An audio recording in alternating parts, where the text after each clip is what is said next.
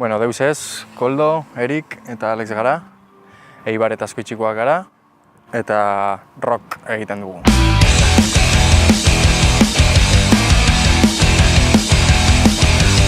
Bueno, deus ez taldea 2016an sortu genuen, hirurok lehenagotik proiektu askotan egon gara elkarrekin, baina talde berri hau osatzea pentsatu genuen, pixka seriago hartzeko, ideak argi genuzkalako, zer nahi genuen egin. Gure estiloa noski rock da eta rock mota asko entzuten ditugu. Pop ere asko gustatzen zaigu egia esan. Gure ustez beti melodia oso garrantzitsua da eta estribilloa eduki behar du, bere pegada, bere punts hori buruan sartzea eta ezin kentzea.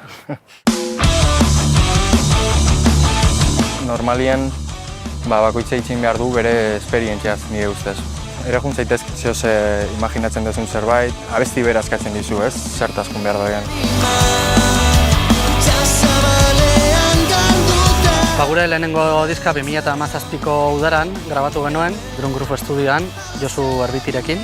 Berak egin zituen tekniko lanak eta produkzio lanetan ere lagundu zigun eta egia esan ona izan da kanpoko iritzi bat edukitzea eta beste toke bat ematea, ez? Geuk ekoiztua izan da diska, dena geure kontu izan da.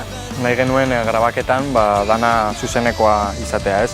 Hirurok batera grabatzea eta albazan zuzeneko indar hori eta ensaioko indar hori diskan agertzea.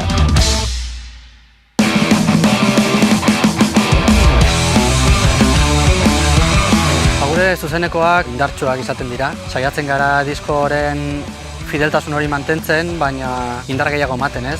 Bai soinu aldetik eta bai gure aktitude aldetik ere bai, ez? Publikoarekin pixka konektatzeko. Bai, diskan azkenean dana oso ondo entzuten da, oso garbi dago, baina zuzenekoaren gordintasun hori jendeak eskertzen du, ez? Naiz eta hasieran leku txikietan hasi denak bezala, guretzako garrantzitsua da, pixkanaka leku garrantzitsuagotan gaudela. Festivaletan sartzen hasi gara, Donostiko festivalean jo dugu, guretzako oso garrantzitsua da, holako lekuetan egotea eta jendeari gure mezua pixka bat zabaltzea eta iristea, ez?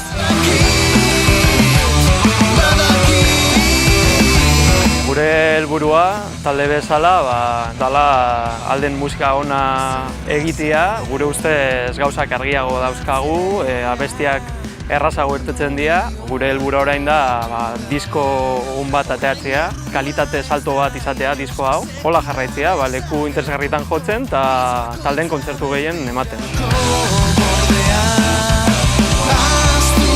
Azkenean guretzat musika gure pasioa da. Ezin dugu musika gabe bizi. Asko gustatzen zaigu musika entzutea, bizitzea, konposatzea eta hala jarraitu nahi dugu. Musika egiten, zuzenekoak ematen, diskak grabatzen eta ahal bada pixkanaka gero eta gorago joaten.